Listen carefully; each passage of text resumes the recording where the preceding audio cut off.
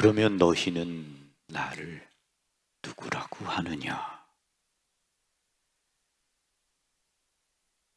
예수님의 물음에 베드로가 하느님의 그리스도이십니다 하고 대답합니다.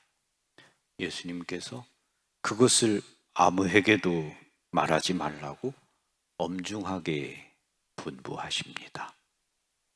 아직 때가 이르지 않았기 때문입니다.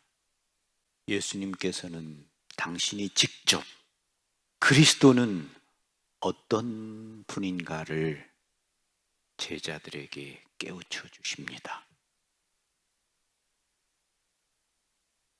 사람의 아들은 반드시 많은 고난을 겪고 원로들과 수석 사제들과 율법학자들에게 배척을 받아 죽임을 당하였다가 사흘 만에 되살아나야 한다. 예수님의 말씀을 듣고 제자들은 당혹스러웠습니다. 제자들은 민족적이고 현실적이고 정치적인 메시아를 생각했습니다. 로마의 식민 통치 아래서 자신의 민족을 구원해 줄 수 있는, 해방시켜 줄 수 있는 현실적인 그러한 메시아를 생각했습니다.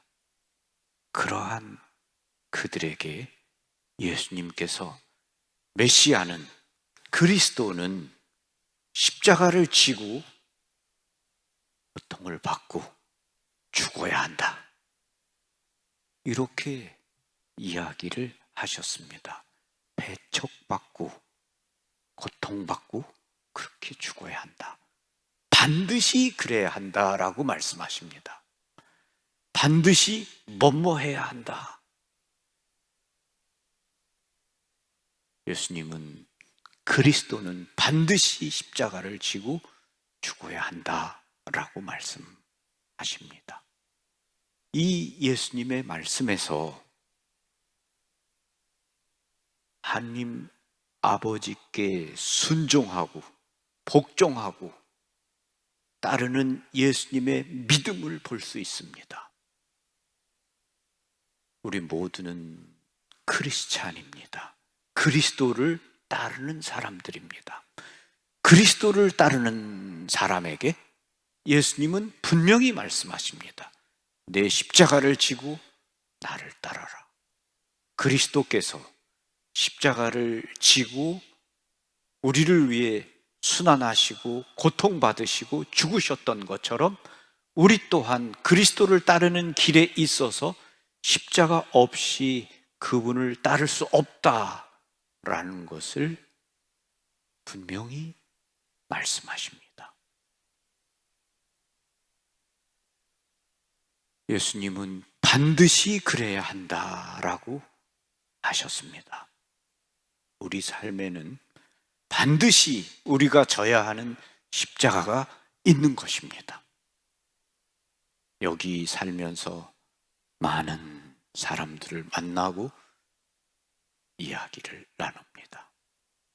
그리고 많은 문제들이, 사람들이 반드시 해야 하는 일을 하지 않기 때문에 생겨난다는 것을 깨닫게 됩니다. 엄마들이 이야기합니다.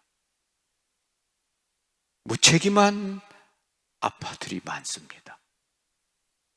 가정에서 가장으로서 해야 할 일을 하지 않고 술에 빠져 있고, 그리고 조금만 있으면 어떻게든지 도박을 하는 겁니다.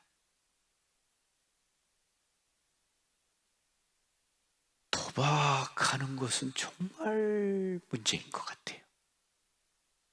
아내가 어떻게든지 뭐 이런 일 저런 일을 다 해서 그가 저질러 놓은 빚을 갚아주면 또 가서 도박을 하고, 또 와서는 잘못했다고 그러고는 또 하고.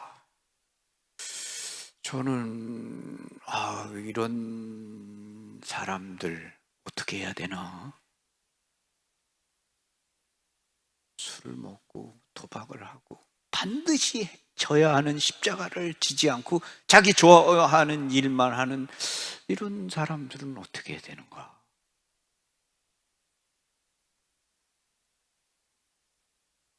그것이 문제죠. 예수님은 우리 모두에게 내 십자가를 져라. 내 십자가를. 내가 선택한 삶에 져야 하는 십자가, 그것을 져라. 그것을 지고 나를 따라라. 그쵸? 우리가 십자가로부터 도망치고 십자가로부터 멀어지면은 평화의 길에서 멀어지고 문제가 생겨나는 겁니다. 자기가 져야 하는 십자가를 기쁘게 지고 따라갈 때 그때 평화가 있습니다. 예수님은 우리 모두에게 그리스도는 반드시 십자가를 지고 죽어야 한다라고 하셨습니다. 예수님은 우리들에 대한 사랑 때문에 십자가를 지셨고 그리고 죽으셨고 부활하셨습니다. 우리 또한 우리가 사랑하기 위해서는, 사랑을 실천하기 위해서는 반드시 희생, 십자가가 필요합니다.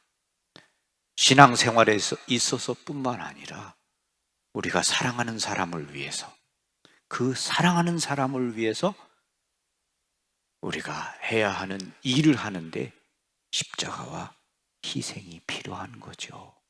오늘 이 순교자 성월에 순교자들, 박해시대에 주님을 사랑하기 위해서, 주님을 위해서 목숨까지 이렇게 바쳤는데 나는 지금 내가 사랑하는 사람들을 위해서 어떤 희생을 하고 있나, 이렇게 생각해 보았으면 좋겠습니다. 순교자 한 분의 이야기를 들으면서 마치고 싶습니다. 장 베드로와 손 막달레나 부부 순교자가 있습니다. 장 베드로는 술을 많이 먹었습니다. 그리고 가정 생활에 충실하지 못했습니다. 그의 아내가 그의 회개를 위해 밤낮으로 주님께 기도를 바쳤습니다. 주님의 은총으로 이 베드로가 술을 먹지 않게 되었고 또 신앙생활을 열심히 하게 되었습니다. 그런데 박해가 일어서 두 사람이 함께 붙잡혀 갔습니다. 관장은 그들 부부를 배교시키기 위해서 온갖 문초와 고문을 다했습니다. 그러나 그들은 끝까지 배교하지 않았습니다. 그러자 이 관장이 끔찍한 일을 저지르고 말았습니다. 그들 부부 앞에 자녀들을 끌고 왔습니다. 그리고 그 자녀들을 주리를 틀고 고문을 가하면서 배교를 강요했습니다. 그때 이 베드로가 벌떡 자리에서 일어나서 큰 소리로 말했습니다. 자녀가 고통받는 것을 보는 것은 부모로서 100배나 더 고통스러운 일입니다. 그러나 말입니다. 자녀에 대한 고통 때문에 어떻게 천주를 모른다고 할 수 있겠습니까? 1000만 번 죽어도 그럴 수는 없습니다. 관장은 그의 이야기를 듣고 더 그냥 화가 푹 뻗쳤죠. 고문을 해도 안 되고 때려도 안 되고 자식들을 고문해도 안 되니까 이번에는 굶겨서 죽이라고 이런 생각을 했고 굶겼습니다. 그럼에도 조금도 흔들리지 않았습니다. 그렇게 두 부부는 하느님을 위해 순교했습니다. 여기서 생각할 수 있습니다. 어떻게 자식을 고문하는데도 부모가 돼가지고 그럴 수 있지? 라고 생각할 수 있습니다. 그런데 이 부부의 믿음이 얼마나 큰가 놀라지 않을 수 없습니다. 베드로와 막달라나 부부는 내가 내 자녀를 사랑하는 것 그 이상으로 하느님께서 내 자녀를 사랑하시고 하느님께서 돌봐주신다. 내 자녀는 하느님의 두 손 안에 맡기고 난 하느님을 위해서 순교하겠다. 이것이 그들 부부의 믿음이었다고 저는 그렇게 생각합니다. 순교자들은 이처럼 자신들의 목숨과 같은 자녀를 하느님의 두 손 안에 맡기고 순교했습니다. 그것이 그분들의 십자가였죠. 박해 시대에.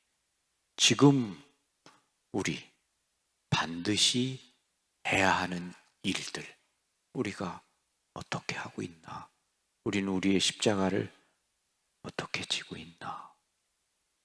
우리 스스로에게 물어보는 그러한 시간이 있었으면 좋겠습니다. 여러분 한 분 한 분에게 더 큰 믿음의 은혜가, 주님의 평화가 함께 하시기를 빕니다. 아멘.